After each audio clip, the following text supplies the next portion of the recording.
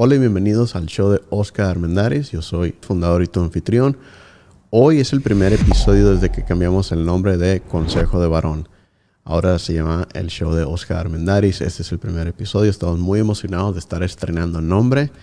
Ya son 2 años que estamos haciendo este podcast y estamos muy contentos de la respuesta que hemos tenido de todos ustedes. Y gracias por estarnos siguiendo, gracias por estarnos escuchando.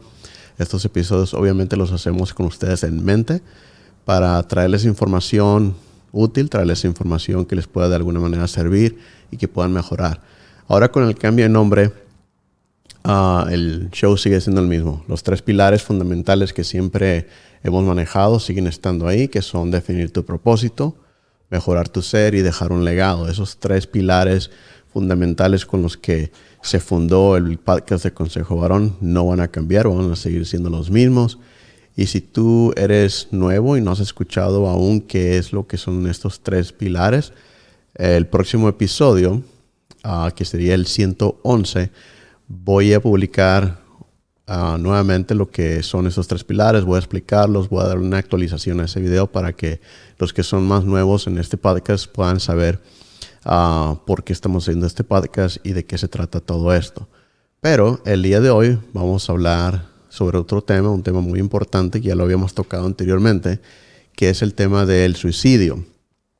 Y en este tema del suicidio, que hoy en día es más latente, ya que se han estado viendo más casos, y no sé por qué se dé eso de darse más casos, ya sea por la pandemia o no sé qué sea la razón, pero vamos a explorar esa pregunta y más. Y para esto nos acompaña Cristian. Cristian es un psicólogo clínico con este enfoque en el suicidio. Y pues vamos a hablar de este tema. Cristian, gracias por estar el día de hoy con nosotros. ¿Cómo estás? Buenas tardes, Oscar. Muchísimas gracias por la invitación. Me encuentro muy bien. Me emociona hablar, compartir mi conocimiento de este tema. Es algo que es muy pertinente en esta época y que en realidad me gusta compartir lo que sé, ¿sí? Con las demás personas. Entonces, muy emocionado de estar en este espacio. Sí, gracias por haber aceptado la invitación. Ese tema, como ya lo había mencionado, ya lo habíamos tocado anteriormente, pero en la fecha en la que tocamos este tema fue con enfoque porque eran las fechas festivas, se aproximaba Navidad en aquel entonces, y yo había escuchado que había más tendencias a suicidios en esas fechas, pero es alarmante ahora que o yo personalmente he estado escuchando más de estos casos, ya sea en las noticias, en la radio, cómo es que más personas y lo que he escuchado más son de jóvenes que están explorando más este tema del suicidio, y pues obviamente es alarmante escuchar esto. Y pues vamos a dar inicio, pero antes de hablar y meternos mucho al tema, cuéntame de ti, de tu carrera, el trabajo que has hecho en esto del suicidio para las personas que no te conocen. Bueno, sí, señor. Bueno, ya, mi nombre es Cristian Rico. Soy psicólogo de Colombia, de la Universidad Inca de Colombia. Ya a punto de graduarme en una especialización en derechos humanos. Soy cofundador de la Liga Colombiana contra el Suicidio, ¿sí? Desde el 2018 llevo estudiando este tema. Me lo presentó una autoridad nacional pues aquí en Colombia.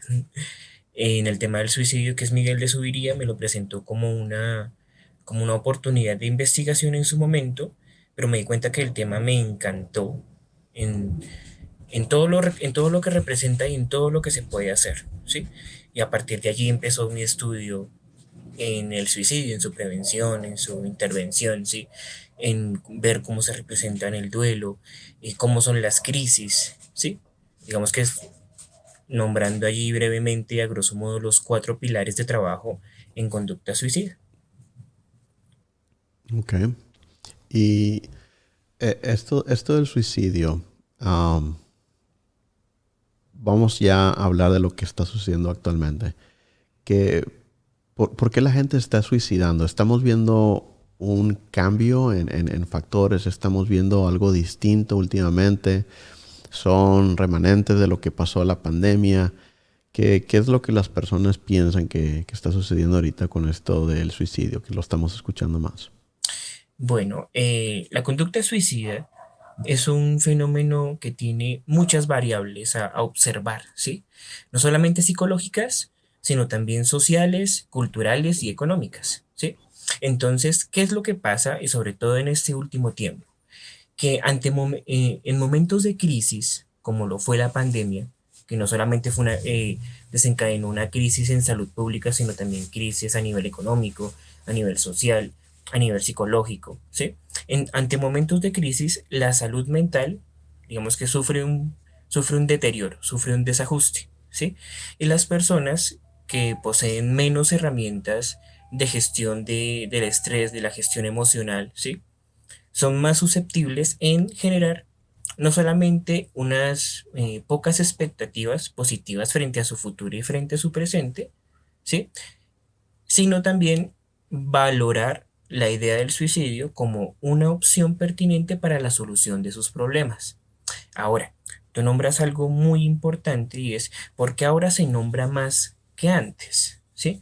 Bueno, es que el suicidio como comportamiento, como conducta humana, eh, se convirtió en un tema de tabú, ¿sí? Por múltiples factores a través de la historia. Entonces, hasta hace poco se le ha visibilizado como algo importante en salud pública, ya sea a nivel mundial o a nivel local, ¿sí? Y que se debe, digamos que, prevenir, ¿sí? En todos los ámbitos de las esferas de la sociedad. Pero no es que no se le haya nombrado, no es que no haya existido, es que no se le nombraba antes por múltiples creencias erróneas frente a la conducta. Este, entonces, me decías que los casos de consumación son menores y los casos que hemos visto son mayores. Y eso es debido a que ah, la pandemia trajo una apertura en poder hablar más sobre nuestro estado mental o qué crees que cambió ahí. Yo digo que parte de las estrategias en salud mental, ¿sí? Involucran poder hablar de conducta suicida y de salud mental sin agrandar el tabú que ya existe en suicidio, ¿sí? Y asimismo generar canales de comunicación asertivos para poder gestionar ya sea un caso, ¿sí? O ya sea cualquier riesgo a la salud mental que signifique un riesgo para que la conducta se desarrolle. Entonces, ¿qué significa eso? Significa que eh, se ha visibilizado el suicidio de una forma asertiva, ya sea por medios de comunicación, ya sea por carteles informativos en colegios, en hospitales, ¿sí? En lugares donde generalmente confluyen las personas, con el objetivo de que primero identifiquen un lugar seguro donde puedan hablar de ello, ¿sí? Y asimismo se puedan gestionar situaciones como de depresión, ansiedad, situaciones estresantes que pueden significar un riesgo a que se desarrolle el suicidio y así poder generar bases sólidas para la generación de bienestar psicológico y salud mental. Ok. Este, Um, voy a brincar un poquito en el tema ahorita, porque se me ocurrió algo de lo que estabas comentando, se me ocurrió, por ejemplo, en este mundo nuevo que estamos viviendo de las redes sociales, de TikTok, especialmente TikTok, porque es una plataforma muy, muy distinta a todas las demás. Ujú. Porque ahí ya no estás viendo, esto lo aprendí recientemente, ahí ya no estás viendo, por ejemplo, contenido de las personas con las que estás conectada. Precisamente, o sea, sí se puede ver eso también, pero también te enseñan mucho contenido de según el gusto. Por ejemplo, si tú le pones que te gustan los carros o las flores o cocinar o lo que sea, ¿no? Cualquier tema, la plataforma te va a dar videos de, de ese tema. Entonces, estés o no estés conectado con la persona. Entonces, según el tema que estés buscando, es lo que te va a estar dando. Pero también son videos bien cortos, son videos que no duran mucho tiempo y como que le falta mucho contexto a las cosas.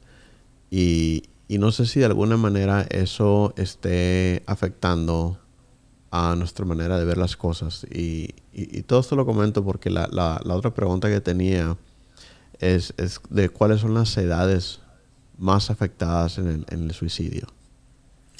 Bien, sí, ya entiendo la relación que tienes entre ambos temas. Pero vamos por la segunda pregunta. Yo digo basado en lo que dice la Organización Mundial de la Salud y la Organización Panamericana de la Salud, las edades que más se ven afectadas por conducta suicida son entre 15 a 35 años.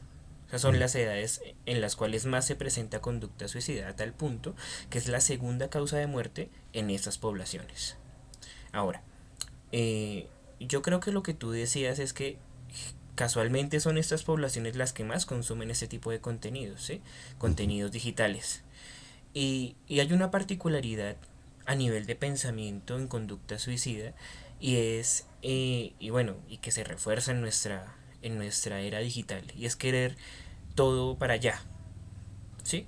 Es decir, Ujú. que lo esencial y lo que lleva tiempo se presente en la inmediatez, lo cual nos lleva a una total impaciencia y estructuras de ansiedad muy grandes, ¿sí?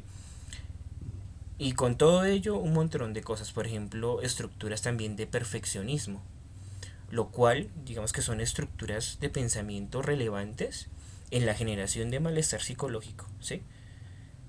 Aún sin patología, son un riesgo hacia la conducta suicida. Ok.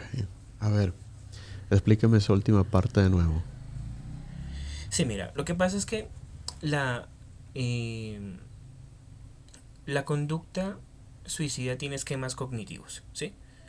Tiene formas de pensamiento que la refuerzan. Uno de ellos es la desesperanza, en la cual la Ujú. persona no puede ver nada positivo hacia el futuro.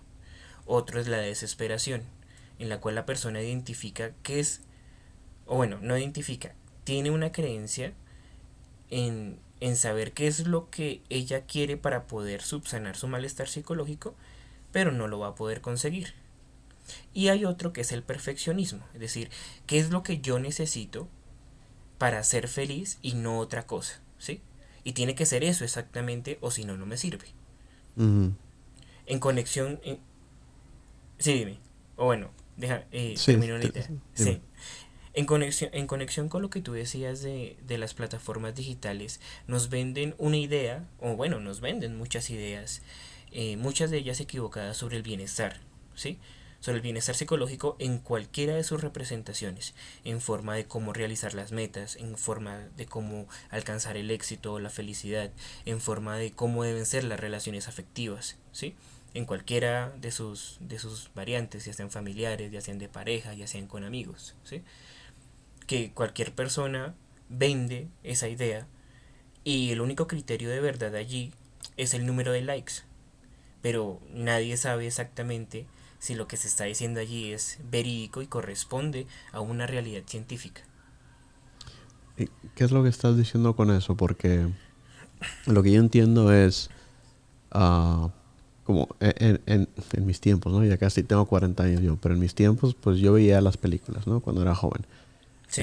Veía las películas y veía el superhéroe y veía que el superhéroe siempre terminaba rescatando a la princesa y se casaba con la princesa y quizás para mí eso fue la mentalidad, ¿no? O sea, ese era el máximo, esa era la meta a seguir. Eso es lo que pretendías conseguir en tu vida, ¿no? Cómo ser el Ujú. héroe, cómo conquistar a la mujer, o qué sé yo, ¿no? Cualquier persona puede tener una perspectiva diferente. Por ejemplo, alguien se puede concentrar en hacer riquezas y eso ve como veía personas que eran multimillonarias en las televisiones y querían una de esas casas. Por ejemplo, me recuerdo un programa que era muy popular en aquellos años de MTV que se llamaba Las Mansiones de los Famosos o algo así. Nada más presentaban todas las mansiones y la gente veía cómo es que alguien tenía una casa de $5 millones que ahorita, pues ahorita realmente no son mansiones esas, son casas normales. Este, pero mirabas y tenías esa fantasía, ¿no? Y en aquellos años es lo que a mí me tocó. Hoy en día toca algo similar, me imagino yo, que en lugar de una película están viendo simplemente un video de TikTok que está presentando una realidad, entre comillas, porque no es una realidad, de unas personas viviendo de alguna manera u otra y otras personas más jóvenes los están viendo y quieren eso. ¿Eso es lo que estás diciendo? Sí, algo, bueno, no algo así, eso es lo que estoy diciendo, ¿sí? Digamos que muchas de las plataformas digitales desconectan a las personas de la realidad, ¿sí? Y venden un ideal de qué? Venden un ideal de éxito, de perfección, de la relación afectiva perfecta, ¿sí? De cómo vestir bien, ¿sí? Y si no es eso, no es nada. Ujú. Lo cual nos lleva a un pensamiento muy problemático en cómo estamos interpretando nuestra realidad. Ahora, tú lo decías muy bien, y es que en... bueno, yo tengo 28 años, ¿sí? Entonces yo soy de la época de Dragon Ball Z, de muchos animes, ¿sí? Yo De también. Caballeros del Zodíaco, exactamente. Sí, yo también. Entonces veíamos allí múltiples peleas y se insultaban y se desangraban. Caballeros del Zodíaco era increíble. Oh, Pero sí, bien nosotros... sangriento. Sí, una cosa increíble. Pero nosotros, y tal vez sea una característica generacional, teníamos una noción de la realidad, ¿sí? Ujú. Entonces podíamos diferenciar, oye, está muy chévere, pero si yo lo hago, pues me lastimo, ¿sí? Sí. Y es totalmente irreal, ¿sí? Y yo pienso que ahora eh, también, digamos que por el afán de adquirir, tal vez nuestra sociedad excesivamente capitalista también nos ha influenciado mucho en eso. Nuestra necesidad de adquirir cosas nos ha llevado a desdibujar muchas de nuestras realidades y mucho desconocimiento de nosotros mismos. Ujú. Sí, y bueno, ahí van varios factores. Por ejemplo, mencionaste el capitalismo. Sí, am, y creo que la perspectiva es lo que está distorsionado. Porque hay personas, yo incluido, que van a argumentar que el capitalismo es bueno. Am, pero, pero no estamos aquí para hablar de ese tema. Este, en el capitalismo, donde se habla de poder comprar, ¿no? Poder comprar, pues básicamente lo que quieras. Está y cuando digo que está la perspectiva que es lo que está en conflicto, es que en el capitalismo realmente tú puedes comprar lo que tú quieras. Este, el tema está en cuándo lo puedes comprar. es correcto. Am, yo, por ejemplo, yo puedo decir, quiero comprar una casa de $1 millón. Ah, ok, quiero comprar una casa de $1 millón. Pero la quiero comprar ahorita. No, pues ahorita no puedo. Me hacen falta aproximadamente $1 millón. este, pero si yo digo, bueno, pues la voy a comprar en 10 años. Bueno, pues en 10 años quizá yo no la quiera. Bueno, pero esa es mi meta, ¿no? Comprarla en 10 años. Entonces, trabajo, la compro y ya, total. ¿No? Se logró el objetivo. Entonces, lo que estoy diciendo aquí es que la distorsión está en el tiempo. Como que a la gente le hace falta entender que el tiempo vale y tiene mucho valor. Am, en cuanto a las relaciones, ¿no? Una relación perfecta que no creo que la exista. Una relación perfecta entre parejas, ¿no? Ah, pero si estás con una persona y le inviertes tiempo, le inviertes esfuerzo para tener una buena relación, con el tiempo van a poder tener una muy buena relación, que inclusive pueden acercarse mucho a lo que se llamaría perfección para muchos. Pero, pero creo que aquí, a lo que hemos estado hablando hasta ahorita, el factor que hace falta que entiendan muchas personas es el tiempo para llegar de donde estás a donde quieres estar. Sí, es correcto. Digamos que, y lo que tú dices es muy acertado, no es una discusión sobre si el capitalismo es bueno o es malo, ¿sí? Yo digo Ujú. que es conveniente para unas cosas y es inconveniente para otras, ¿sí? y ahí el debate se expande más, pero la idea es eh, en que sí, digamos que nos estamos, al estar en una sociedad tremendamente consumista y al quererlo todo para allá, caemos casi irremediablemente en la sensación de frustración. Ujú. Entonces, eh, pues, digamos que, bueno, y como esquema cognitivo relacionado también con el suicidio, al igual que con la indefensión, o sea, frustración no poder conseguir lo que yo quiero, indefensión no sé qué hacer para conseguirlo, ¿sí? Ok. Entonces, yo pienso que allí se volvería, y bueno, digamos que los sistemas socioeconómicos también hacen parte de los análisis de conducta suicida si se le quiere ver en un nivel muy macro, pero, y bueno, y contextualizándonos, nuestras sociedades tienden hacia ese sistema. Yo pensaría que en ese sentido, en reforzar esos dos estilos cognitivos de interpretación de la realidad, sí se volvería problemático. Lo que tú dices es muy cierto. Olvidamos que es el tiempo un recurso muy necesario, pero si tampoco nos damos tiempo, pues no, digamos que se nos va y no valoramos la importancia de ese mismo recurso. Ujú.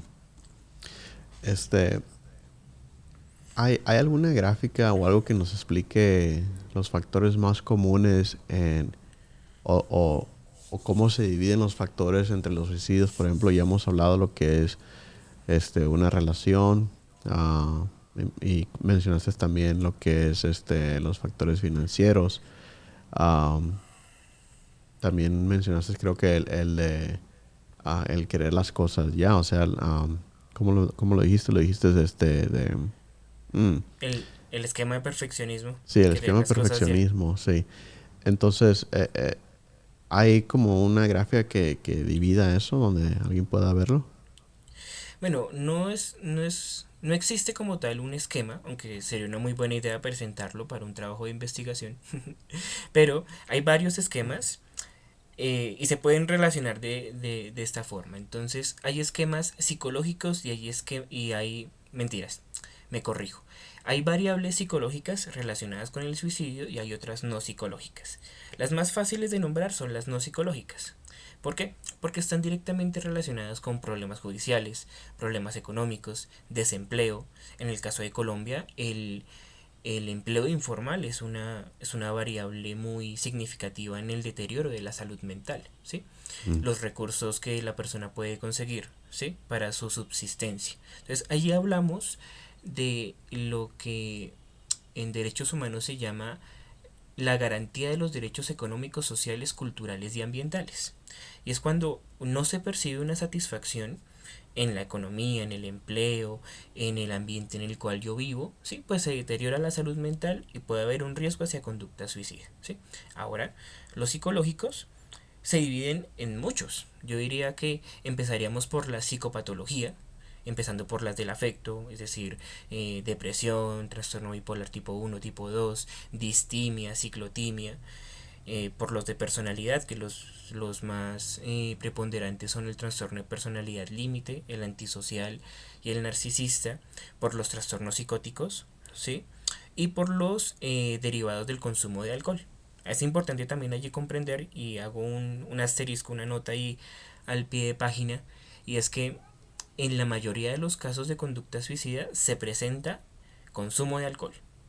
mm, la Porque mayoría. funciona, sí, la mayoría, porque funciona como un desinhibidor, es decir, alienta a la persona a cometer la conducta, como que le quita el miedo, ¿sí? Porque eh, el suicidio es un comportamiento violento.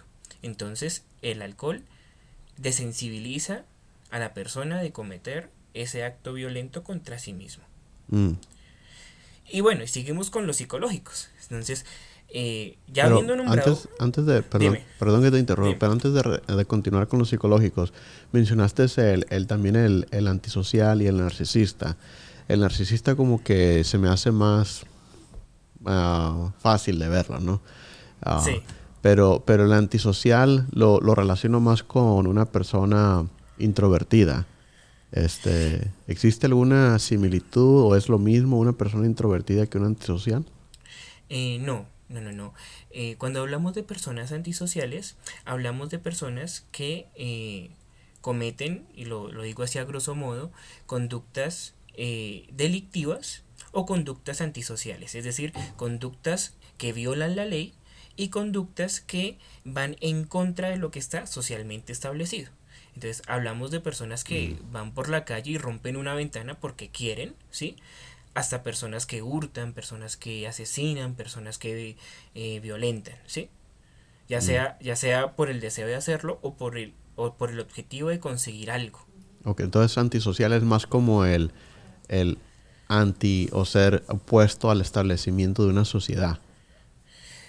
Sí, digamos, podríamos decirlo así. Digamos que el perfil antisocial está más ligado a las conductas de agresividad y conductas violentas. Ok, no tiene nada que ver que sea una persona simplemente reservada como lo que consideramos un introvertido, ¿no? No, eso sería un poco, el término allí sería asocial. Asocial, ok. Sí, aunque el esquema de personalidad, o bueno, más bien no el esquema, no, sino el, el tipo de personalidad introvertido, acompañado con otros factores, eh, puede tender un riesgo hacia la conducta suicida, ¿sí? Entonces, Mm, aquí es importante entender que juegan muchas variables, ¿sí?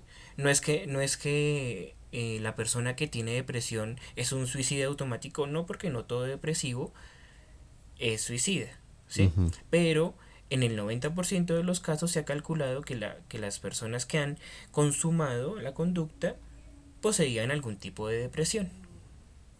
Ok. ¿Listo? ¿Y qué personas son más propensas al suicidio, los hombres o las mujeres? Porque tradicionalmente se considera que la mujer es la que es más suicida que un hombre. ¿Es así? Eh, no, no es así. Allí es donde el argot popular se equivoca. La Mm, proporción, según la Organización Mundial de la Salud, es que por cada mujer que consuma la conducta, 4 hombres la consumen. mm, El hombre es el que es más proclive a la conducta suicida y el malestar psicológico, a excepción de países como India, En en India donde en India es al revés. sí, en India es más preponderante el suicidio en mujeres que en hombres. ¿Y se sabe el por qué? Muchos argumentan que son por los estilos de vida muy arraigados a su religiosidad, ¿sí? En donde las mujeres tienen un papel de vida un poco más sumiso, ¿sí? Y Ujú, el desarrollo de sus propias decisiones no se ve en escenarios más allá que los del hogar. mm. Además de, bueno, y además de muchas tradiciones que hay dentro de ese contexto. Qué, qué interesante. Eso sería bueno investigarlo más. Am, pero, ok, entonces el hombre es comete más el acto de suicidio que una mujer. Sí, Ah, señor. ¿y por qué se considera o por qué se dicen que es la mujer que lo hace más que el hombre? Porque aunque el hombre consuma más la conducta, la mujer es quien más lo intenta. Mm, ok. Pero digamos que allí las diferencias son pocas pero son contundentes. Entonces el hombre cuando lo decide por su naturaleza más pragmática, más dada al hacer y al hacerlo de una manera efectiva, pues lo logra. ¿Sí? Mm, Además de que culturalmente y más en nuestra sociedad occidental que tiende a ser muy machista, el hombre no tiene muchos canales de comunicación para expresar su malestar psicológico, inclusive cuando lo hace, se le acusa de ser afeminado, se le acusa de ser poco hombre, ¿sí? ujú, Entonces, esa estigmatización aumenta más el malestar y al no poder expresarlo y no poder gestionarlo con otras personas, pues digamos, los seres humanos somos mamíferos y los mamíferos somos seres de vínculos, pues al negar ese tipo de interacción en los vínculos más cercanos,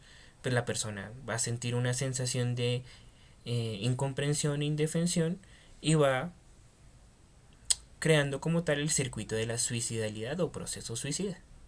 pues teniendo en cuenta también que hayan otros factores allí presentes. Entonces, el dato se me hizo muy interesante lo que comentaste del machismo. El machismo, y se me hizo muy interesante porque mi esposa y yo recientemente empezamos a ver una película de Pedro Infante. Esas Sí, dos tipos de cuidado. No sé si te tocaron ver esas películas. Pero yo creciendo, cuando iba creciendo en México, veía esas películas. Cada domingo las ponían. Son películas viejas, inclusive para mí. Este, a blanco y negro. sí, a blanco y negro. Y, y cada domingo las pasaban por una de las televisoras más importantes en México, que era Televisa. Este, bueno, sigue estando Televisa. Ah, y los veíamos, ¿no? Como familia, estamos viendo. Pero en aquellos años no me había dado cuenta del nivel de machismo, nivel alto de machismo que tenían esas películas, lo que enseñaban, todo lo que decían. Y me dio tanta risa, obviamente yo no soy una persona machista así como lo tratan en las películas, ¿no? Yo me Ujú. considero una persona varonil que no tiene nada que ver con el machismo así como tal, ¿no? Pero sé que el machismo existe y el machismo pues está muy, muy latente, inclusive me ha tocado verlo en personas. Am, pero aquí tú dices que por ese mismo machismo les juega en contra, porque tienen que estar hasta, no sé, ciertos niveles o sea, tienen que actuar y comportarse de ciertas formas, o sea, ¿cómo exactamente les juega en contra en el suicidio aquí lo del machismo? Por la satisfacción de esquemas sociales esperables en un hombre, ¿sí? Te Ujú, doy un ejemplo. Digamos que en nuestra sociedad el hombre, ¿qué debe hacer? Para ser hombre, el hombre debe proveer, el hombre debe ser fuerte, el hombre, el hombre que expresa alguna debilidad empieza a perder niveles en su hombría, ¿sí? En su son ejemplos de varonil. machismo, ¿no? Exactamente, Ok. sí, exactamente. Digamos, el niño que juega con muñecas es poco hombre, ¿sí? Ujú, El hombre que llora es poco hombre, ¿sí? ujú, Pero si nos damos cuenta allí, muy profundamente, de qué estamos hablando allí y qué se está invalidando, ¿sí? Se está invalidando una expresión emocional, ujú, se está cuestionando la capacidad del hombre en proveer, porque si el hombre no provee, ¿será que es poco hombre o será que algo pasa dentro de sus capacidades y competencias frente al mundo que no puede proveer X cosas, ¿sí? ujú, O al niño o al adolescente que está jugando, el niño que está jugando con muñecas o el adolescente que está experimentando con el desarrollo de su propia identidad. Entonces allí se vulnera el tipo de juego que en el niño es como la herramienta predilecta para la interacción con los otros niños, y en el adolescente se vulnera la construcción de la identidad. ujú, Entonces, y por nombrar, digamos que los casos más generales, ¿sí? Es donde el machismo juega un papel importante en la estructura del malestar psicológico, y es preocupante porque esos esquemas de machismo, ¿sí? Se implantan en la sociedad a través del poder de la costumbre. ujú, ¿Y quién modifica la costumbre en una sociedad cuando lleva 200 años, 300, 500? Es muy difícil, ¿sí? ujú, Entonces, digamos que, y, y volviendo un poco a la primera pregunta que me hacías, parte de la visibilización de la conducta suicida está en poder identificar cuáles son esos factores, más allá de la psicopatología, de los esquemas cognitivos, afectivos, ¿sí? Y es qué hay dentro de nuestra cultura que exacerba y en cierta forma normaliza muchas creencias que derivan en malestar psicológico. mm. Ok. Interesante. Ah, comentario respecto a lo que tocaste. Ah, para mí, me considero una persona varonil. Un hombre debe de proveer, pero en el momento que no debas o que no puedas proveer, no te hace menos hombre. ¿Correcto? Un hombre debe de proteger, pero si algún día se enfrentan contra una situación donde son asaltados, por ejemplo, y lastimaron a tu esposa, a tu hijo, y tú no pudiste defender, ese hecho no te hace menos hombre. Un hombre joven, adolescente, jugando con juguetes, para mí en lo personal, pues deben ser apropiados para el género. Pero si un niño toma una muñeca y está jugando con otras niñas, no le cambia el género. Esos niños están explorando, están jugando. Entonces, creo que lo que mucha gente ve como, como cosas meramente de hombres, ah, pienso que de alguna manera están bien. Ah, lo que está mal es adueñarse o criminalizar o hacerlo ver mal. Este, yo no estoy en desacuerdo, por ejemplo, si en un hogar una mujer es la que provee, una mujer es la que trabaja y el hombre es el que se queda en casa a cuidar a los niños. Eso yo no lo veo mal, yo no lo veo como que es menos hombre, yo no lo veo como que está faltando a su persona varonil. Para mí eso no significa absolutamente nada en cuanto a la persona que sea un hombre o no sea hombre. O sea, y una persona machista obviamente va a estar en desacuerdo conmigo en ese punto. Um, también pienso que un hombre debe de prepararse físicamente, debe tener ciertas capacidades, pero si una persona no lo hace, yo no lo voy a acusar o no voy a decir que es menos hombre, porque en ese caso estaría ya fomentando lo que es el machismo, inertemente o inconsecuentemente, sin querer quizás, no sé, estaría fomentando estas tendencias suicidas. Entonces, yo como persona no de ninguna manera haría intencionalmente hacer que alguien se sienta menos o no lo haría no haría comentarios de ese tipo. Um, Creo que mis creencias en esos aspectos pues, obviamente no cambian, pero, pero eso, si alguien está pensando de que, no puedo proveer para mi familia, no puedo proveer porque me despiden del trabajo y ya soy poco hombre, eso es una mentira.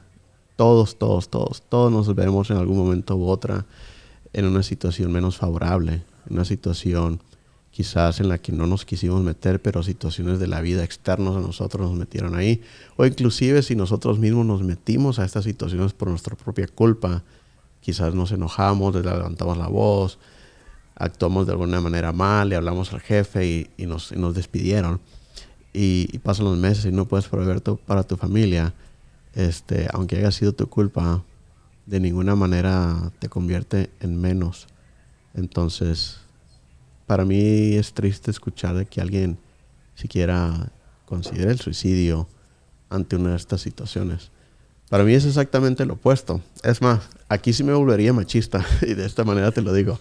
Sí. Si alguien considera el suicidio porque le falló a su familia, a ese yo sí le diría poco hombre. Y allí es donde abordamos uno de los tabús más importantes a derrumbar frente a conducta suicida, ¿sí? Y es que no, el suicidio no es una conducta moral, ¿sí? O sea, Mm, nadie es valiente por pensarlo, por hacerlo, y nadie es cobarde por pensarlo o por hacerlo, ¿sí? ujú, okay. Entonces, claro, porque cuando lo volvemos una conducta moral, lo volvemos tabú, ¿sí? En la historia del suicidio, el suicidio ha sido una conducta delictiva, ha sido una conducta inmoral y ha sido una conducta normal, ¿sí? Pasando por muchos campos del conocimiento, pues de su época. Entonces fue conducta normal en Grecia, mentiras, fue conducta delictiva en Grecia, fue conducta inmoral en la Edad Media, en el Renacimiento, ¿sí? Delictiva, delictiva en Grecia significa que si te suicidabas cometías un delito. Sí, porque ¿qué pasaba en Grecia? Te cuento. En Grecia pasaba que tú podías solicitar el suicidio Mm, digamos que a la polis griega, ¿sí? a los que manejaban allí la democracia, ¿sí? Ellos te daban un permiso si tus razones eran justas. Entonces, ¿cuáles eran las razones en ese entonces? Era, no, sufrí un deshonor porque perdí X batalla o porque perdí estas propiedades, ¿sí? O porque alguien me deshonró haciendo tal cosa.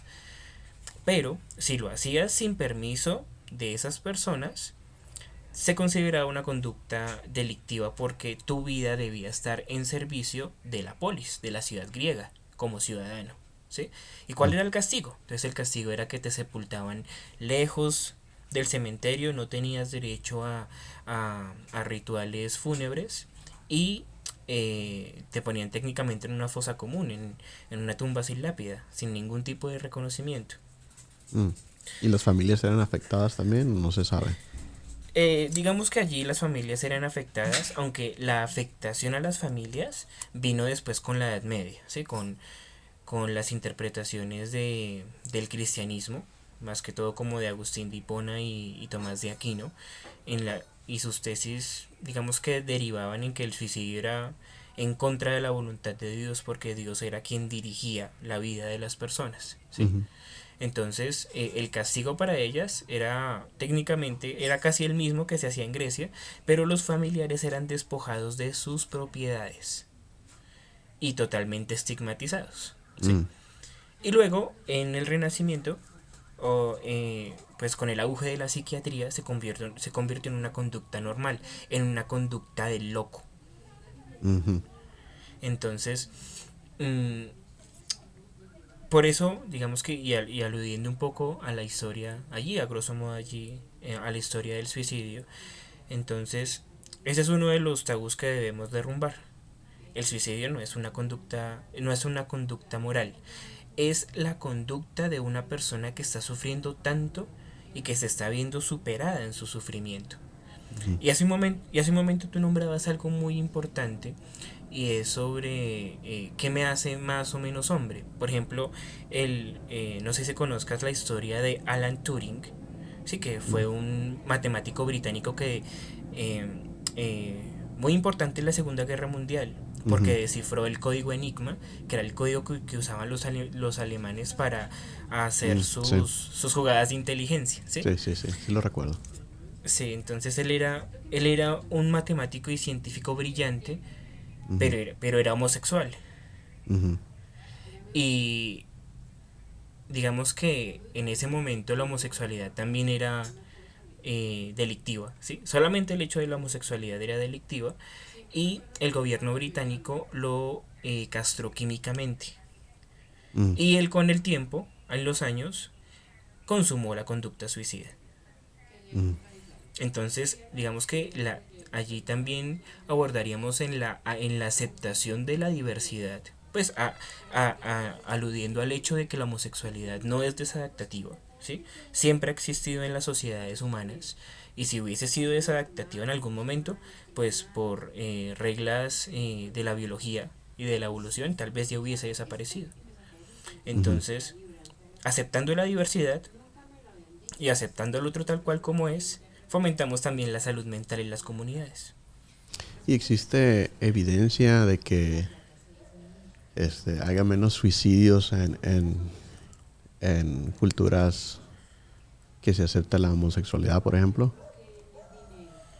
Estudios en donde se acepte la homosexualidad. Bueno, te puedo decir que en las comunidades donde haya más índole de aceptación del otro, es decir, en donde las interacciones dentro de los vínculos de la comunidad sean más estables y estén dados en los márgenes de las cualidades más mínimas de cualquier ética, el respeto, la solidaridad, ¿sí? La tolerancia, que Ujú. son, digamos que, cualidades psicológicas y, y axiomas a toda comunidad hacia el bienestar, ¿sí? Por lo tanto, pues no existiría allí como tal, o bueno, o el riesgo de suicidio disminuiría en esa comunidad. Ujú. Porque el punto no es si aceptamos o no la homosexualidad, sino aceptamos al otro tal cual como es. Ujú. Sí, porque estoy pensando en ejemplos, por ejemplo, en ciudades grandes donde ya sabemos que la homosexualidad es aceptada abiertamente e inclusive es fomentada.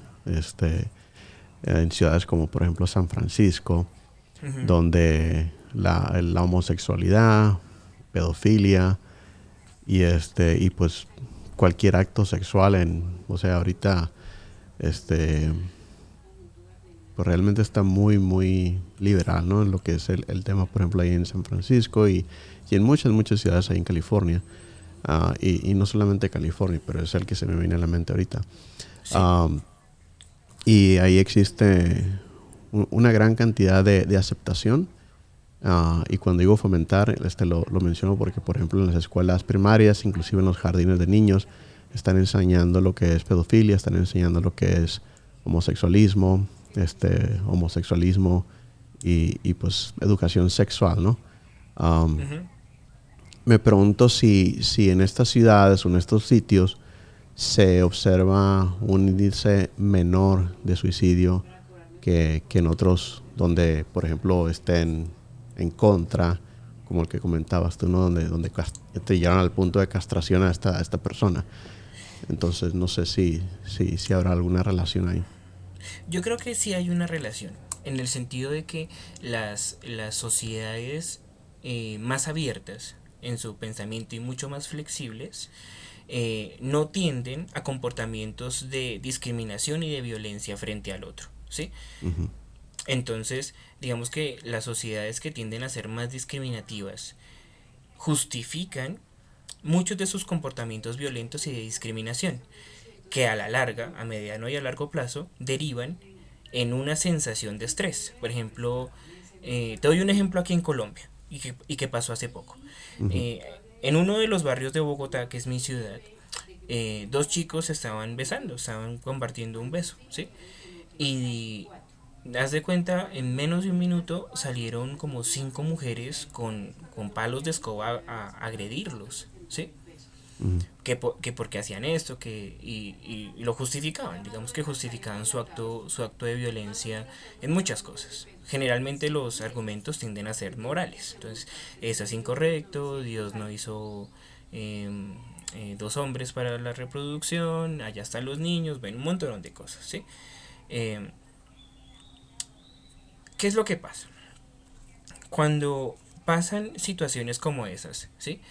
Se genera no solamente estigmatización y discriminación, sino que se generan en las personas víctimas de esos comportamientos altos niveles de estrés, ¿sí?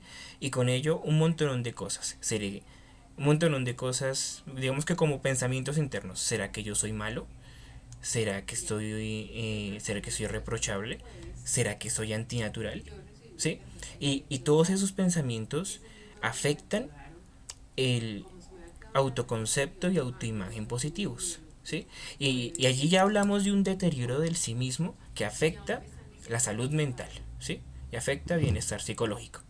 Siempre hay que partir de la tesis de que todo lo que afecta la salud mental y el bienestar psicológico propende en algún nivel de riesgo hacia el suicidio, ¿sí? Entonces, miremoslo un poco más grande. Digamos, en los conflictos de África, también dominados por la discriminación, por la estigmatización, ¿sí?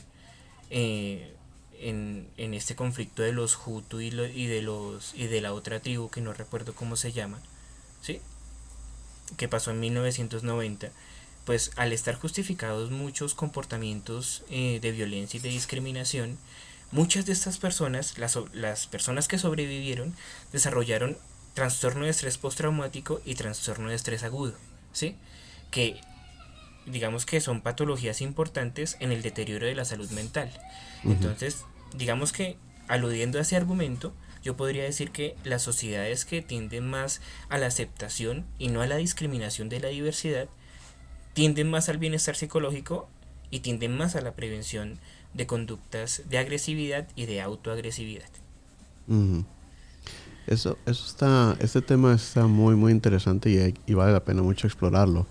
Este, y te comento una situación que me tocó en una ocasión. Estaba en un grupo de discusión, creo que era En Reddit, no recuerdo la plataforma realmente, pero Ujú. era un tema de discusión y creo que era sobre podcast, ¿no? De cómo hacer un mejor podcast y algo así. Y era un grupo privado, entonces solicité poder entrar para aprender yo de lo que era el tema. No recuerdo realmente cuál era el tema, pero era no relacionado a la sexualidad o el homosexualismo ni nada de esto, ¿no? Entonces era relacionado a tecnología, creo. Y entré a este grupo. Solicité entrar y me aceptaron, creo que en una red porque necesitaba permiso para entrar del administrador. Y ya cuando pude entrar, estuve viendo las conversaciones de lo que hacían, de la tecnología de la que están hablando. Y en un momento ya decidí hacer una pregunta sobre algo, ¿no? Creo que era un micrófono o algo así. Y alguien me preguntó, ¿tienes un podcast? Y le dije, sí, sí, tengo un podcast. Y ya me dijeron, a ver, pon el link. Entonces ya le puse el link y ya lo fueron a revisar y lo regresaron. Y me dice, ¿qué piensas del homosexualismo? Y le dije, yo en lo personal estoy en contra del homosexualismo. Y me dicen, ok. Entonces me dijeron, de ahí empezó una serie de reproches y ataques. Y les dije, no estoy aquí para hablar de esto, yo quiero hablar de lo que es la tecnología. Me dijo, no, es que personas como tú hacen que este mundo sea peor. Y le dije, ¿cómo está eso? Y me dijeron, es que tu intolerancia nos hace sentir, nos hace sentir menos, nos hace sentir como reprochados y así. Y le dije, bueno, vamos a hacer esto, le dije. ¿Qué tal si estamos de acuerdo en estar en desacuerdo y abandonamos ese tema y seguimos con el tema de la tecnología? Y me dijeron, no, es que tienes que aceptarnos. Y si no nos aceptas, estás en nuestra contra. Ujú. Y les dije, ¿te das cuenta que puedo usar el mismo argumento en lo que tú me has dicho? Tú me acusaron a mí de ser intolerante y de que simplemente el hecho de yo respirar, y estoy diciendo las palabras que usaron, simplemente, en otras palabras, por el hecho de estar vivo y estar en contra del homosexualismo, este, yo estoy oprimiéndolos, oppressing, no sé cuál es la palabra en español, pero los estoy haciendo menos.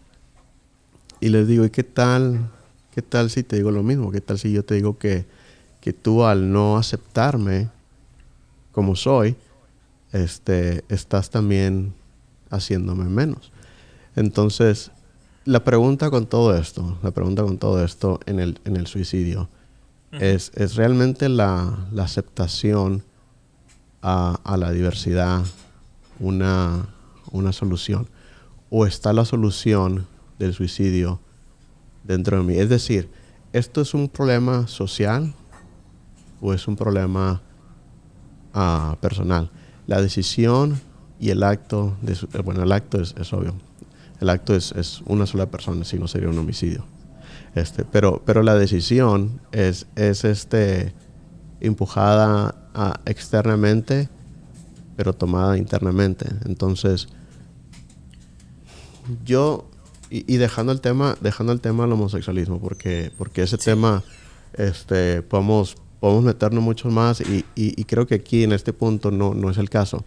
Porque podemos de igual manera hablar de lo económico, podemos hablar de lo que es el capitalismo y dos personas están totalmente en desacuerdo y alguien puede estar viviendo en una sociedad como por ejemplo la de Cuba y donde está el socialismo, el comunismo al 100, y les pueden decir, no, es que la persona intenta el suicidio o hace el suicidio precisamente porque no tienen la capacidad de decisión individual, porque está en una sociedad comunista.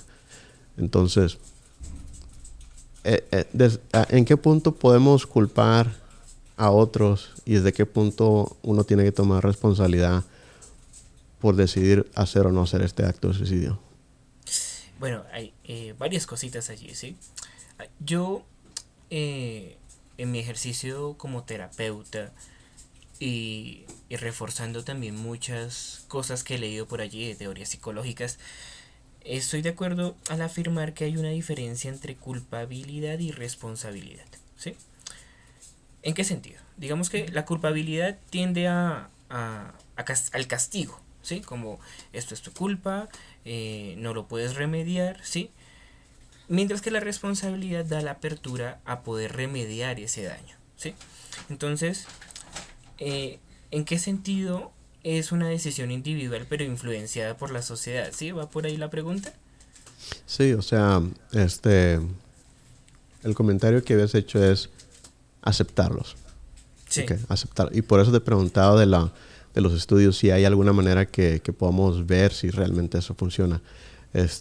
Porque no tengo ningún dato, pero creo que los índices de suicidio en ciudades como San Francisco, por ejemplo, no creo que hayan disminuido desde que hubo la aceptación del homosexualismo. Creo que los índices siguen en la misma tendencia. Y eso te lo estoy diciendo sin ningún dato, ¿eh? Nada más básicamente lo estoy tomando del aire.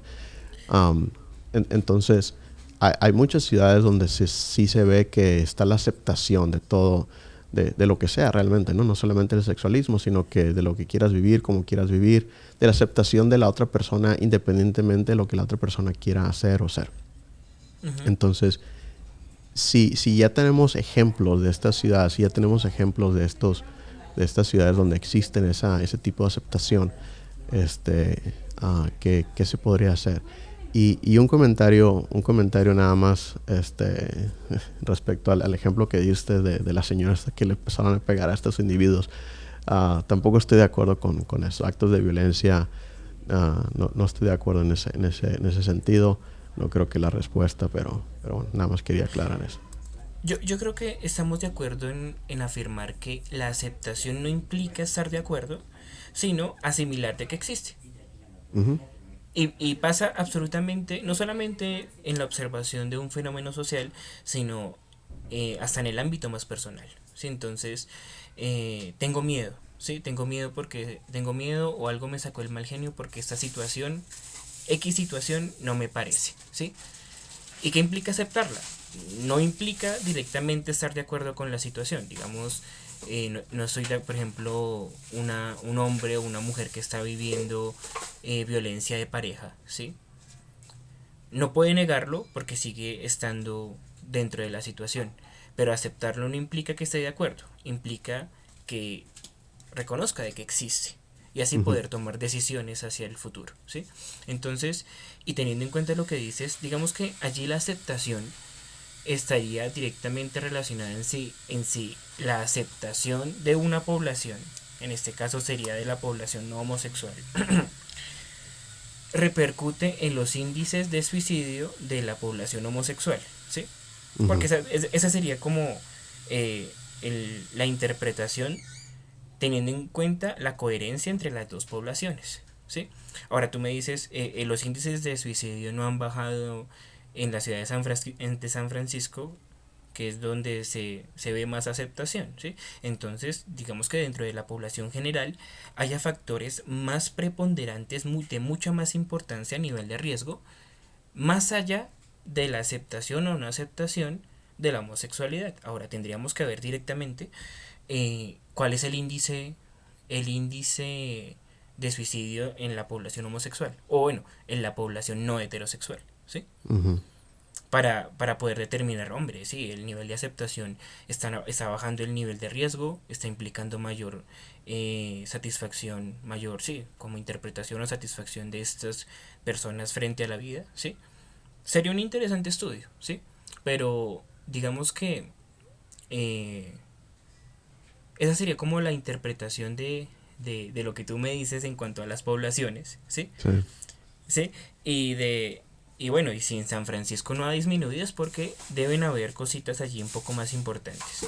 Ahora tú me dices en cuanto a los ejes económicos, ¿sí? Ujú, Y yo lo nombro precisamente por esto. Digamos que veámoslo en los dos bloques económicos representados en países, ¿sí? Entonces está Estados Unidos y está Rusia, ¿sí? En el año 2020, y lo veía hace unos días, En el 2020 en Estados Unidos aproximadamente la consumación del suicidio llegó a 46.000 personas. Mm. En Rusia llegó aproximadamente a 30, entre 30 y 35.000. Y se estima que en Estados Unidos cada día cada día 127 personas consuman esta conducta, mientras que en Rusia son como 45, ¿sí? Entonces, ¿qué se puede deducir de allí? Entonces, lo primero es descartar lo que no se debe deducir, ¿sí? ¿Y qué es lo que no se debe deducir? El capitalismo es malo por esto y el comunismo es bueno por esto.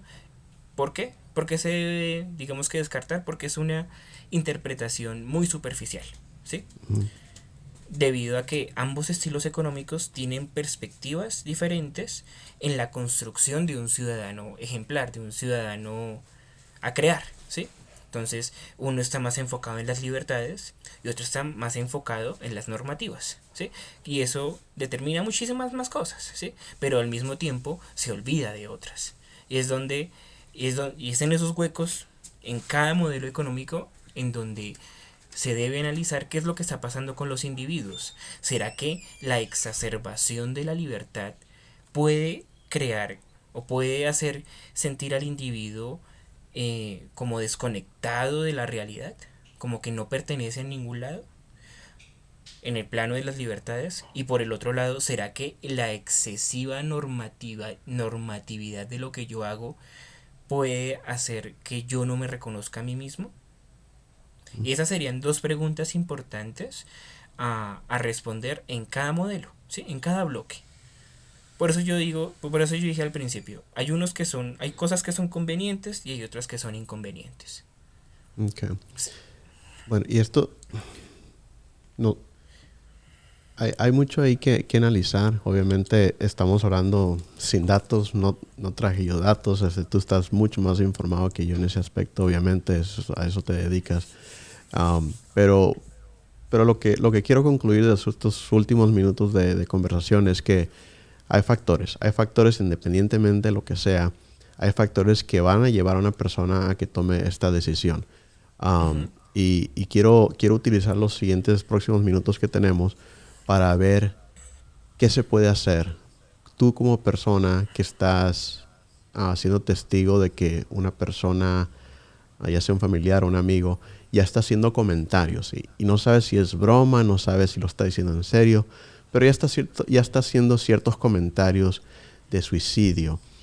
¿Qué debe hacer una persona en ese caso? ¿Debe de tomarlo como broma? ¿Debe de actuar inmediatamente? ¿De traer a un psicólogo? ¿Qué es lo más propio? Bueno, lo más propio es no subestimar ninguna alusión al suicidio, ¿sí? Y sobre todo cuando es muy reiterativo. Entonces, como que y más se van aumentando. Entonces, hay que tomarlo en cuenta. Nunca hay que subestimar las excesivas alusiones a la muerte propia, ¿sí? En que a las valoraciones positivas frente al suicidio. Entonces, se debe estar muy pendiente. No se debe dejar a la persona sola, ¿sí? Eh, si ya, si por alguna razón un familiar o amigo ven autolesiones, ¿sí? En forma de cortes, en forma de moretones, en forma de quemaduras, inclusive el dejar de comer Mm. voluntariamente puede considerarse una forma de autolesión, ¿sí? Entonces, ¿y qué se debe hacer frente a la autolesión? Como la autolesión es una forma de comunicación del dolor, ¿sí? Un dolor que no se puede expresar con palabras, pues se expresa en forma física a través de daño. Ujú. Y lo que se debe hacer es intentar abrir poco a poco el canal de comunicación verbal. Y por supuesto, pedir asesoría profesional. Ujú. Entonces, por ejemplo, si alguien hace un comentario, por ejemplo, prefiero estar muerto que, que hacer X, ¿no? Que ir a pedir trabajo, no sé, algo, ¿no? Lo que sea. Prefiero estar muerto en lugar de y llena ahí el espacio en blanco con lo que quieras, ¿no? Sí, En ese momento alguien ya tiene, a lo que te entendí, alguien ya tiene que empezar a ver algunas señales y algunas de esas señales son dañarse a sí mismo, quemaduras, cortarse o algo así, ¿no? Entonces empezar a ver esas señales y tratar de abrir diálogo. Cuando abres diálogo, tratas de hacerlo sobre el tema o... Porque, o sea, la persona no... nadie es tonto. Sí, Entonces, bueno, sí hay tontos, pero... no, retiro lo dicho, no hay personas tontas. Este... ah, la persona se va a dar cuenta quizás de que estás tratando de ver si quiere hacer daño o no.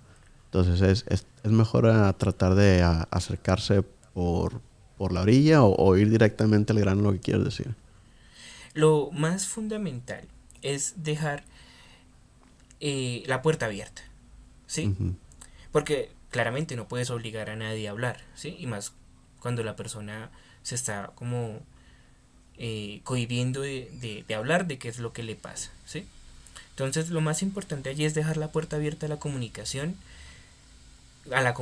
abierta, es decir, hacer preguntas en la cual la persona pueda expresar mucho de lo que siente, ¿sí? Y hacerle entender que esa comunicación va a ser en un contexto de confianza, en un contexto de confidencialidad, ¿sí? En un contexto absolutamente seguro, ¿sí? Eso sería como lo más esencial frente a una comunicación suicida ya muy grande, ¿sí? Yo pienso que una de las señales de alarma más importantes a observar es cuando la persona empieza a regalar objetos valiosos para Mm. él o para ella, ¿sí? Entonces, eh, no sé, una joven o un joven de 16 o 17 años empieza a regalar sus camisetas favoritas, aquí le llamamos piquis a las bolitas de cristal con las cuales jugábamos, ¿sí? Ah, ok. Estoy dando ejemplos al X. azar, ¿sí? Ya.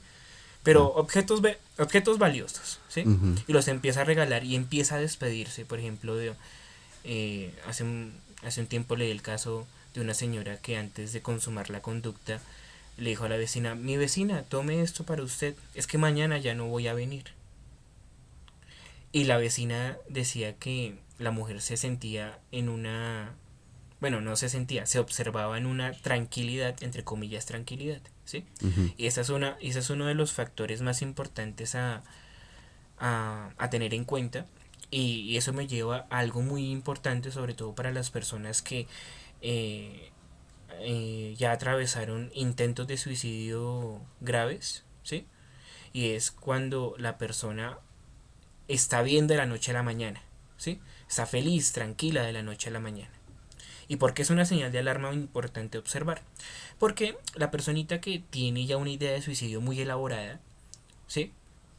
Ya no tiene ese debate interno, eso se llama ambivalencia cognitiva, y es que la persona cuando está elaborando la idea tiene un debate interno entre el querer morir y el querer vivir, y es un debate muy intenso que genera más dolor psicológico, más malestar, ¿sí? Ujú.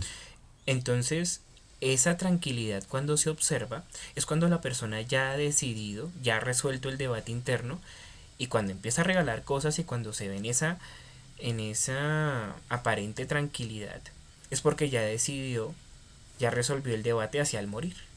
Mm.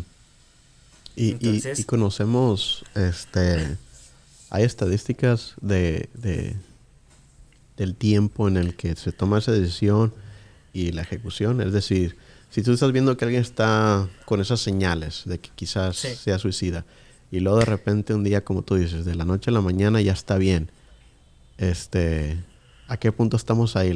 ¿Estamos en las últimas 24 horas o no se sabe? Bueno, eso no se sabe, ¿sí? Ok. Es decir, o sea, decir como no, le quedan 6 horas o le quedan 24, eh, es como subestimar la gravedad del tiempo porque se tiene que actuar en el menor tiempo posible Ujú. ante una situación así. Entonces, ¿qué es actuar lo mayor tiempo posible? Aparte de abrir los canales de comunicación, ¿sí? Que es decirle a la persona aparte de cómo estás y cómo te sientes, es poder preguntarle cuando ya está el canal de comunicación ya con la plena confianza y es, eh, ¿sientes que has tenido ideas de suicidio hoy? O dejarle la puerta abierta. Cuando sientas muchas ideas de suicidio o cuando sientas mucho malestar dentro de ti, una angustia, adelante, puedes hablarme Y no importa si me cuentas lo mismo 4, 5, 6, 20, 50 veces, yo voy a estar allí para escucharte, ¿sí? Ujú. Es importante allí comprender que esa escucha activa disminuye, digamos que la angustia de la persona que está experimentando el cuadro de suicidalidad. Entonces, la persona que habla mucho de suicidio en realidad quiere expresar lo que está sintiendo. Y si se le da la oportunidad de hablar, vamos a ganar tiempo antes, vamos a ganar tiempo para que un equipo de profesionales en atención primaria pueda actuar de la mejor forma. Mm. En, saliéndonos un poquito del tema, pero relacionado. En Colombia, cuando alguien dice que se va a suicidar, y por ejemplo lo vemos en las películas, ¿no? Que están arriba de un edificio, este, ah, ahí hay intervención policíaca o hay algún tipo de intervención por parte del gobierno. Sí, señor. Entonces, aquí interviene el equipo de emergencias, ¿sí? Okay. Entonces, por supuesto que deben haber la intervención de policía y bomberos. ¿Por qué? Porque las intervenciones en crisis suicidas tienen una particularidad y es que se debe dar a la persona un espacio para que para bueno para que las personas imprudentes, iba a decir una cosa pero te te contradecerían algo que dijiste hace un momento que me parece muy correcto, entonces por eso no lo dije. eh, para que las personas imprudentes no refuercen la idea de suicidio, ¿sí? Y Ujú. luego un psicólogo experto en intervención en crisis suicidas realiza su intervención, ¿sí? Entonces, aquí en Colombia, ¿quién hace ese tipo de intervenciones? El equipo de emergencias. Y ellos Y tienen esa capacitación. sí, señor, Ok, tienen esa capacitación. ok, sí, sí, es muy importante. Aquí en Estados Unidos, hasta donde yo sé, hay capacitaciones de intervención muy básicas para los policías. Yo alguna vez me tocó trabajar como guardia en una cárcel de máxima seguridad y no tenía capacitación de intervención, pero tenía capacitación para reconocer, Para este, observar. para observar. Sí, entonces eso de que comentaste de que regalaban cosas, eso es una de las cosas que nos comentaron nosotros. También otras cosas que nos comentaron es que había equivocaciones al expresarse, empezaron a hablar ya en tiempo pasado sobre sí mismos. Entonces, y había otras cositas por ahí que nos enseñaron también para detectar, ¿no? Por ejemplo, en el caso de una cárcel donde ya empiezas a ver las sábanas de las cosas en las camas, las Ujú. empezaron a enrollar como cuerda y si están enrolladas de esa manera, pues no es normal. Lo normal es obviamente que las tiendan y las dejen todo liso como debe ser. Pero entonces empezabas a observar ciertas cosas que estaban fuera del lugar. Entonces el nivel de capacitación que nos daban pues era mínimo, pero era solamente para reconocer y para intervención se me hace pues, que necesitas mucho más que simplemente 8 horas, ¿no? De, de capacitación. Obviamente esos 8 pues, es algo mucho más delicado. Este, bueno, vamos a... ¿Qué tanto tiempo tenemos? Creo que ya nos queda más poco tiempo, Cristian. Um, Me gustaría ya empezar a dar cierre a esto y antes de entrar a la última pregunta que tengo para ti, tengo una pregunta más.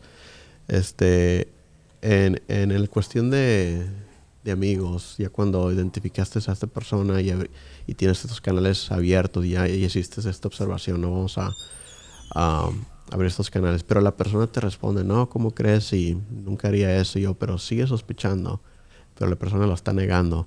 ¿En qué momento ya es prudente, ah, pues quizás forzar más el tema porque tú estás convencido de que esta persona sí quiere hacerse daño a sí mismo? Y quizás estés mal y quizás pierdas una amistad, pero tú tienes ese temor de que a lo mejor sí está haciendo algo o está planeando algo en serio. ¿Qué es lo más prudente de hacer ahí? Apoyarme en otras personas. Apoyarme sobre todo en las personas también que son más cercanas a esa persona que está experimentando todo esto, ¿sí? Porque muy seguramente esta persona no confía enteramente en mí, pero tal vez confía más en alguien más cercana a ella, ¿sí? Mm, Entonces, eso en atención primaria se llama ayuda psicosocial no formal, ¿sí? ok. Porque entonces nos apoyamos no solamente en amigos, sino nos apoyamos en familia, nos apoyamos en colegio, nos apoyamos en las personas próximas al barrio donde viven, ¿sí? Ujú. Entonces, entre más redes estén como dispuestas a la escucha y el estar allí pendientes, pues más, más efectiva va a ser no solamente la observación, sino la prevención de que ocurra, ¿sí?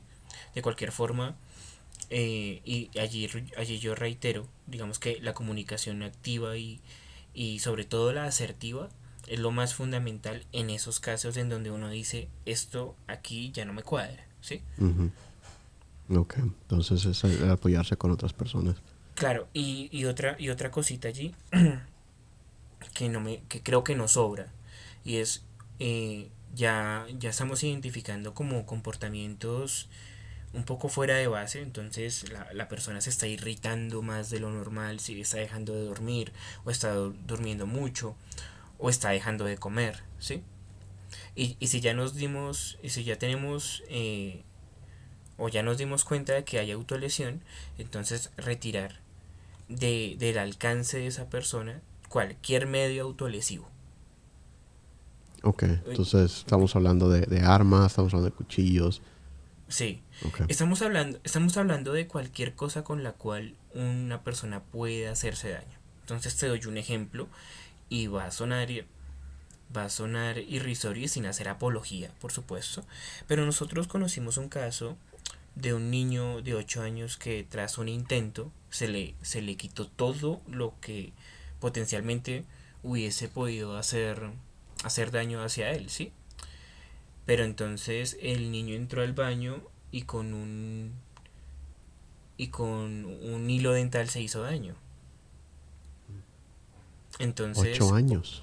sí, digamos que los casos en niños son muy extraños, Ujú. en el sentido de que casi no se dan, pero generalmente se dan en contextos familiares violentos y abandonativos y de poco reconocimiento afectivo. Es decir, en donde se invalida la emoción. Entonces, ¿usted por qué está triste si yo le doy todo? ¿Sí? No se enoje porque usted no tiene derecho, ¿sí? En contextos de ese tipo. Invalidar la emoción. Invalidar la emoción, ¿sí? Mm, ok, ok. Y cuando dijiste 8 años, lo único que se me había ocurrido era el bullying, pero, o sea, eh, El creo que... bullying es un factor importante, pero es más importante la cercanía que el niño tiene con su medio familiar. El Ujú, bullying es importantísimo, además sí, porque está involucrado allí en uno de los contextos de interacción más importantes que son el colegio, ¿sí? El colegio y los compañeros del colegio, ¿sí? Pero tiene un pesito más importante la familia. claro, claro, ok. Entonces, validar los sentimientos de los niños. 8 años se me hace increíble que una persona de... Un niño, niña de 8 años esté considerando el suicidio. Es tan triste escuchar eso. Es impactante. Sí, sí. Mm. La verdad que no envidio nada tu trabajo, Cristian. No envidio nada tu trabajo, pero agradezco que personas como tú se enfoquen en eso y hagan el trabajo que hacen. Obviamente es un trabajo muy necesario.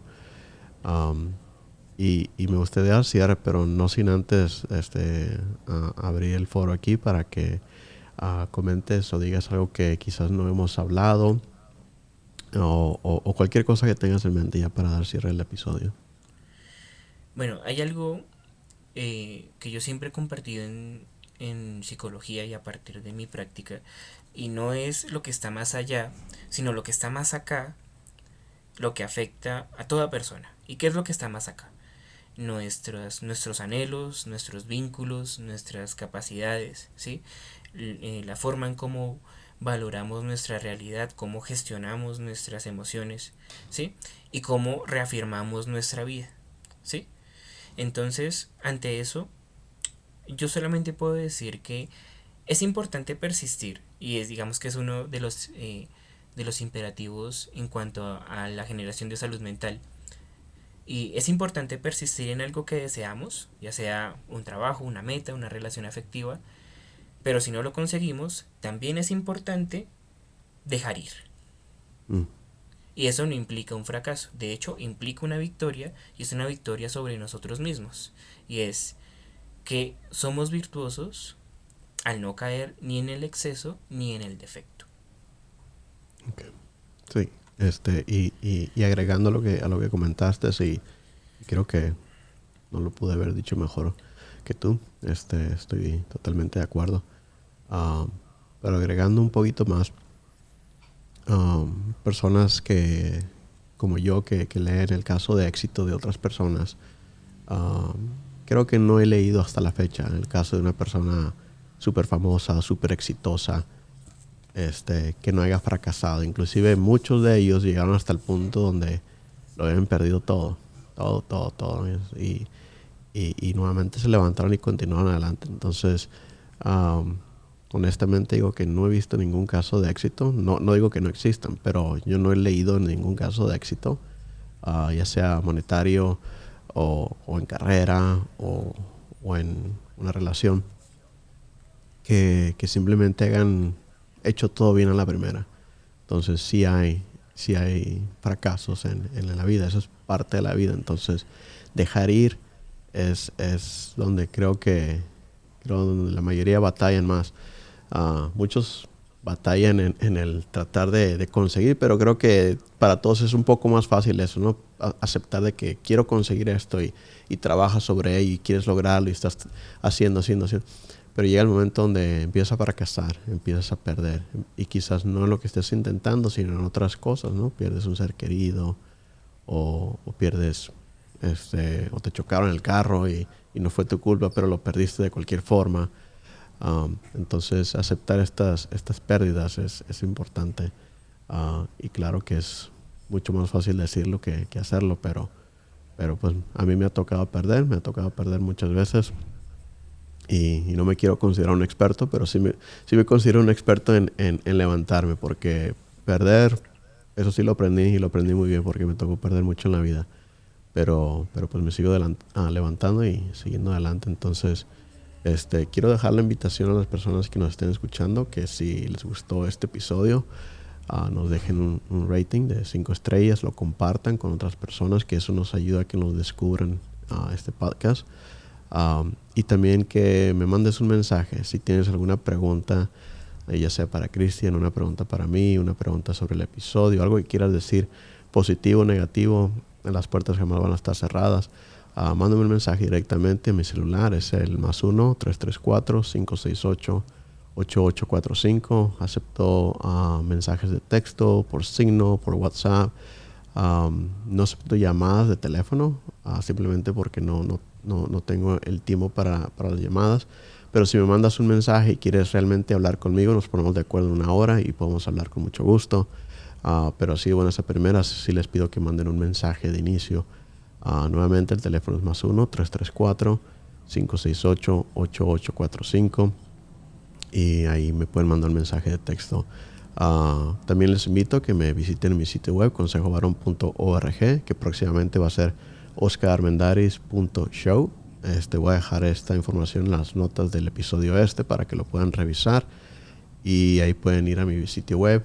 Se pueden inscribir para las actualizaciones por vía de correo. Nada más necesito que me manden su correo electrónico y les puedo enviar las notas que yo mando cada mes. Y ahí les puedo mantener informados de lo que está pasando conmigo y con el show. Bueno, con esto damos cierre. Que Dios los bendiga y nos vemos a la próxima. Hasta luego.